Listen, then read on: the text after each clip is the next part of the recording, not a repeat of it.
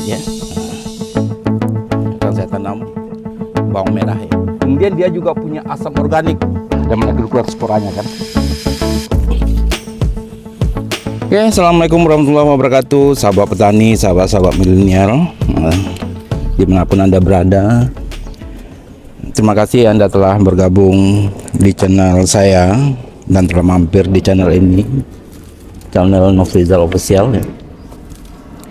Pada kegiatan pagi ini saya akan membersihkan bekas tanaman jagung yang telah kita panen beberapa waktu yang lalu ya. Ini saya akan mencabut tongkol ini ya. Aduh. Karena tongkol jagung ini kalau dibiarkan tetap di sini itu akan mengganggu proses penanaman kita yang tanaman baru ya. Lagi pula kalau tongkol ini dibiarkan, memang ada beberapa keuntungan ya, yaitu nanti dia akan bisa memberikan nutrisi kepada tanaman yang baru akan kita tanam. Tapi sebenarnya banyak juga mudaratnya ya. Biasanya tongkol jagung yang seperti ini itu sebenarnya adalah tempat yang subur untuk hidup bakteri-bakteri atau mikroba yang patogen ya, terutama Fusarium. Jadi memang dia akan hancur ya, tapi proses itu akan lama ya. Seperti ini akan lama. Maka diupayakan kalau ada tongkol jagung seperti ini ya, kita harus bisa cabut saja ya. Cabut saja, karena tongkol jagung ini pun akarnya itu sebenarnya adalah sangat banyak sekali manfaatnya yang bisa kita manfaatkan untuk hal lain ya, yang lebih bermanfaat, yang lebih tinggi manfaatnya itu ketimbang kita hanya biarkan di tongkol di sini ya. Cuma tongkol jagung ini agak susah sekali cabutnya ya. Kalau kita di lahan mungkin kita bisa cangkul ya, tapi kalau di sini kan ya. Jadi sebenarnya untuk tongkol-tongkol seperti ini ya, ada tekniknya untuk kita bisa apa ya, kita ambil ya. Biasanya dia kan ini ada akar serabut ini sebenarnya ya. Sebenarnya akar serabut ini dia hanya menyebar di sini saja ya, karena dia tidak punya akar tunjang. Sebenarnya kekuatannya adalah sekeliling ini saja ya. Jadi makanya kalau untuk mencabut ini tidak sanggup kita ya. Jadi kita ambil saja gini, kita gali aja pinggir-pinggirnya ini, tinggal tarik saja ya, dari beberapa pinggir ini ya, sedikit-sedikit ya.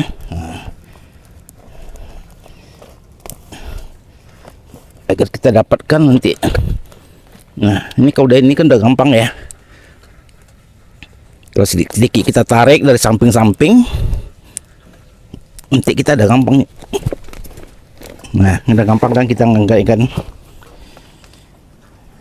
Nah sekarang saya ingin mengambil ini tongkol ini, sengaja tongkol ini mau kita jadikan sesuatu nanti ya. Kemarin sudah kita coba praktekkan buat tongkol akar jagung ini bisa kita kembangkan Ixolat mycorrhiza ya. Jadi memang ini adalah tanaman jagung yang sudah saya akan tanamin lagi ya. Ini sudah kasih tinggal saya bersihkan, sudah kasih pembedah tanah. Nanti kita akan tanam lagi dengan sistem polikultur istilahnya ya, istilahnya. Jadi polikultur itu nanti ada beberapa tanaman di sini yang saling bisa mendukung. Rencana saya akan saya tanamkan cabai rawit di sini di tengah. Kemudian di samping-samping ini akan saya tanam bawang merah ya. Karena nanti antara bawang merah dengan ini akan saling mendukung ya. Nanti kita akan coba praktekkan bagaimana cara kita membudidayakan tanaman secara polikultur itu ya. Dimana ada beberapa tanaman yang bisa saling mendukung, yang kita bisa tanam di satu tempat dengan waktu yang bersamaan ya. Dimana mereka itu tidak saling merugikan di antara dua tanaman ini ya. Bahkan mereka akan saling menguntungkan. Nanti kita akan buat kontennya ya. Tapi kita akan cerita dulu tentang akar jagung ini. Jadi selain kita juga bisa mengembangkan untuk untuk kita jadikan pengembangbiakan mycorrhiza ya. Tapi kita juga bisa mengambil eksudat ini yang akarnya gini untuk bisa meningkatkan pupuk vegetatif kita maupun pupuk generatif kita. Ini ada nih ya, ini masih ada ini pupuk ini. Nah Tapi sebelumnya saya akan coba dulu menjelaskan kepada teman-teman apa sih manfaatnya selain dari mengembangkan mikroiza itu untuk akar jagung ini ya. Jadi akar jagung ini usahakan jangan dibuang ya. Kita jelaskan dulu secara teoritis ya.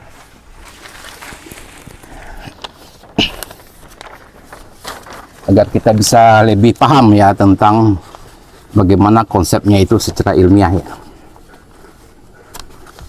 Nah, salah satu kelebihan dari akar jagung ini, dia mempunyai namanya eksudat namanya. Jadi eksudat ini dalam ilmu biologi tanaman itu adalah senyawa jagung ini, akar jagung ini itu akan bisa akan punya senyawa kimia ya, baik organik maupun organik, yang menjadi sumber atau energi bagi mikroorganisme ya. Jadi nanti kalau kita lihat ya, nanti ketika kita akan bicarakan masalah ion kation, pertukaran ion kation pun juga adalah disebabkan oleh akar ini ya. Jadi antara bahwa akar akan mengurangkan senyawa, kemudian senyawa positif, kemudian akan diganti dengan ion positif yang ada di tanah ya. Nanti kita akan ngomong tentang itu. Sekarang kita akan ngomong tentang eksudat akar jagung ini ya. Bahwa dalam akar jagung ini itu banyak sekali komponen-komponen yang terkandung dalamnya ya. Itu sayang sekali kalau misalnya kita biarkan hanya membusuk yang di lahan kita ya. Pertama itu adalah bahwa komponen eksudat dari akar jagung ini, dia itu mempunyai karbohidrat ya. Dia ada glukosa, fruktosa, dan sukrosa ya, yang sangat dibutuhkan sekali sebagai makanan bagi mikroorganisme ya. Kemudian dia juga punya asam organik, yaitu adalah asam oksalat dan asetat ya. Di mana asam asetat dan oksalat ini adalah akan melarutkan fosfat ya. Nah, ini sangat kita perlukan sekali ya ketika kita melakukan proses dekomposisi yaitu dalam fermentasi dari pupuk kita ini. Itu pemecahan fosfat harus terjadi secara maksimal di sini. Nah, kemudian di akar jagung itu juga mempunyai asam amino ya. Dan asam amino ini kita tahu dia itu akan menghasilkan fitoplankton. Nanti fitoplankton ini akan menghasilkan hormon ya. Jadi auksin, sitoksinin, dan giberellin itu ya. Nah, kemudian dia juga merupakan enzim, memiliki enzim fosfotasel yaitu adalah pemecah fosfat. Kan kita juga akan memberikan fosfat di kita. Kemudian dia ada sekresi fenolit. Ini adalah flavonoid ini adalah merupakan, dan ini adalah merupakan senyawa untuk melawan patogen ya, atau mikroorganisme yang sifatnya patogen. Kemudian selain dari dia mempunyai beberapa komponen pun, dia juga ada sejumlah manfaat ya yang akan bisa kita hasilkan, dapatkan dari dari akar jagung ini ya. Pertama adalah sumber nutrisi mikroorganisme. Nah, kemudian dia anti dorman. Nah, jadi gini. Jadi kan kalau kita punya fermentasi pupuk seperti ini adalah pupuk bionuklir ya, dengan kita buat ya. Kalau dia terlalu lama kita biarkan, bisa jadi bahwa mikroorganisme yang ada dalam pupuk ini itu akan bisa dorman ya, karena memang mereka itu kekurang makan ya, sehingga ketika nanti kita aplikasikan ke lahan kita menjadi tidak efektif ya. Maka salah satu upaya bagi kita adalah untuk tidak menjadikan dari mikroba yang ada di dalam di dalam pupuk kita yang telah buat ini dorman, adalah nanti kita akan coba masukkan akar ini ya. Gunanya adalah itu. Kemudian akar ini juga mengatur pH fermentasi ya. Jadi pH yang ada dalam pupuk kita ini harus stabil ya. Kalau tidak stabil, maka mikroorganismenya tidak akan berkembang di sini ya. Akar bambu itu akar jagung itu akan bisa menetralkan atau mengatur proses fermentasi itu ya. Kemudian dia akan meningkatkan dekomposisi bahan organik ya. Jadi dia juga mempercepat ya. Jadi semacam katalis, dia juga nanti akan berperan di sini ya, mempercepat proses reaksi kimia yang ada di penguraian dari pupuk kita ini ya. Kemudian dia akan merangsang mikroba yang bermanfaat ya. Nah, kemudian dia bisa mengaktifkan unsur hara dari pupuk cair kita ini. Nah, itu kehebatan dari dari akar jagung ini ya. Nah, jadi makanya akar jagung ini, ketika kita tanam jagung, akarnya jangan dibuang ya, karena dia itu nanti akan sangat berguna kali untuk melakukan proses dekomposisi yang lebih maksimal terhadap pupuk kita ini ya. Jadi itu ada baik itu pupuk vegetatif maupun itu pupuk generatif ya. Kenapa? Karena dalam akar jagung ini ada namanya eksudat. Nah, itu hebatnya ya, kehebatan dari akar jagung ini ya. Jadi sayang ini kita akan buang ini akar jagung ini ya, karena nanti dia bisa juga akan membantu proses dekomposisi terus ya dari pupuk kita ini. Termasuk dia juga akan mencegah agar mikroorganisme yang ada dalam proses fermentasi kita ini tetap hidup ya. Jadi jangan sampai dorman. Nah, caranya kita gampang saja. Setelah kita cabut, kita bersihkan sedikit saja dengan air seperti ini ya. Tapi jangan terlalu jangan terlalu dibilas kuat ya, karena nanti kita khawatir eksudat yang ada dalam ini adalah tergerus ya. Nah, jadi kita ambil saja seperti ini. Ya, kalau bisa kita cecah lebih halus ya. Tapi tidak apa-apa, seperti ini saja. Jadi yang penting adalah kita ambil dulu akar-akar sini ya. Kita harapkan akar-akar ini nanti akan bisa membantu proses dekomposisi yang ada dalam pupuk yang kita buat itu ya. Jadi walaupun pupuk kita itu kita simpan lama, tapi karena kita memberikan eksudat dari akar jagung ini kita masukkan ke dalam pupuk itu, maka mikroorganisme yang ada dalam pupuk yang kita kembangkan itu dia tidak akan dorman ya, dia akan tetap hidup ya, karena ada energi dan makanannya yang kita tambahkan ya. Jadi demikian juga untuk bagi teman-teman yang tidak punya akar ini pun juga tetap dijaga ya. Kalau seandainya pupuk ini sudah lebih dari 3 bulan kita biarkan seperti itu, jadi bisa jadi bahwa mikroorganisme yang ada dalam pupuk fermentasi kita itu dorman ya, sehingga ketika kita aplikasikan ke lahan jadi tidak efektif lagi. Jadi memang bisa efektif, tapi mungkin kita akan menunggu waktu lagi ya, agar dia itu bisa aktif lagi setelah dia mendapatkan makanan ya.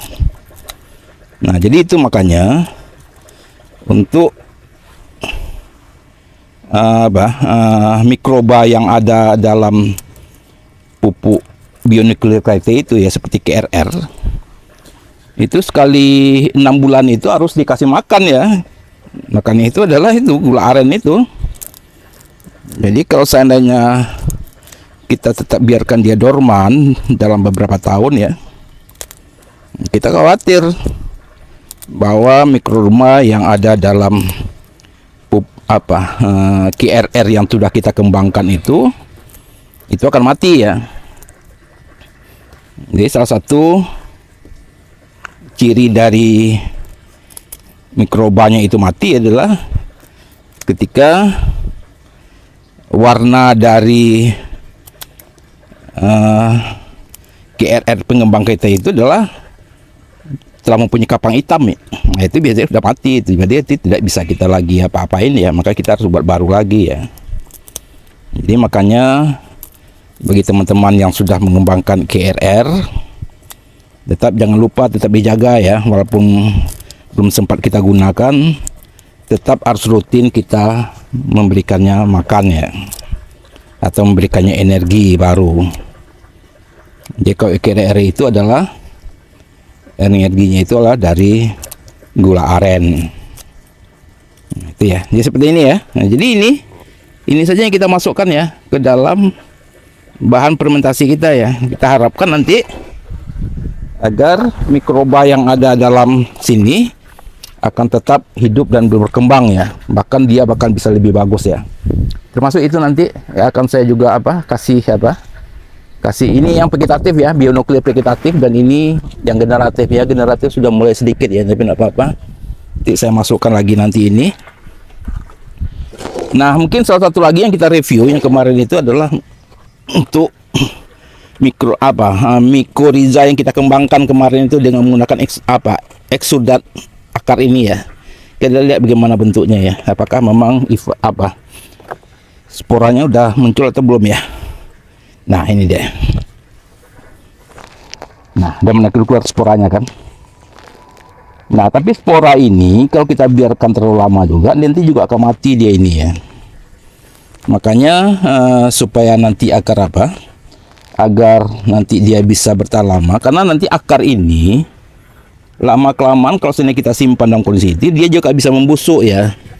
Jadi kalau akar ini membusuk itu nanti kita khawatir ada bakteri patogen lain yang akan berkembang di sini, sehingga bisa jadi mikroriza yang kita kembangkan ini adalah akan dikalahkan oleh oleh mikroba baru yang masuk ke dalam ini ya. Ini udah jadi nih apanya ya. Berarti ini sudah bisa kita jadi kembangkan menjadi apa ya? Saya makan dulu ya.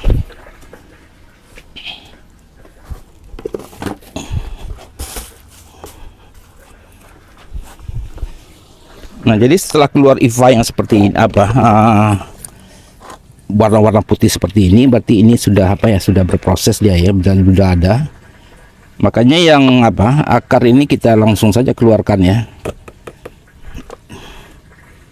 Jadi kita pisahkan langsung dari airnya, karena airnya pun juga sudah mempunyai sudah berkembang di sini ya, jamur mikrorhiza ya.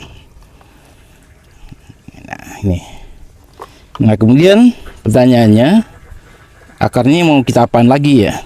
Nah sebenarnya akar ini masih bisa kita kembangkan lagi ya. Itu dengan cara membuatkannya sebagai menjadi spora baru yang langsung dari tanaman inangnya ya. Nah jadi nanti kita akan membuat ini memanfaatkan dari akar ini untuk kita akan kembang biakkan lagi di tanaman inangnya ya. Nah makanya kita bisa ambil di sini ya. Ini kita contohkan kita ambil nih tanaman inang ya. Nanti saya jadikan jagung satu batang ini sebagai tanaman inangnya ya. Nah jadi tinggal kita masukkan ke dalam tanaman inang ini ya. Nah kalau ini berhasil, ini seluruh dari media tanah ini akan bisa menjadi spora mikrorhiza baru ya. Nah, jadi cara kita mengembangkan mikrorhiza yang sangat kuat itu adalah yang mempunyai spora atau fase generatif itu adalah cara memang seperti ini ya. Karena idealnya itu adalah mikrorhiza ini hanya bisa tumbuh dan berkembang di akar tanaman, yaitu adalah akar tanaman yang masih hidup.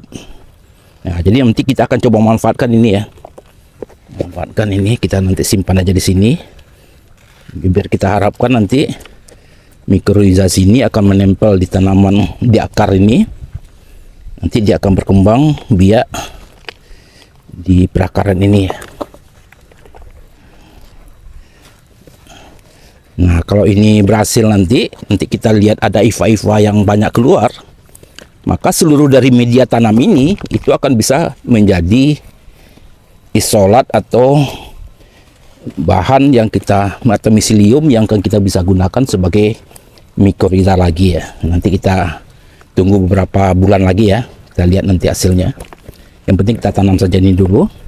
Kita harapkan nanti jamur mikrorhiza yang ada di sini akan menempel di akar tanaman ini.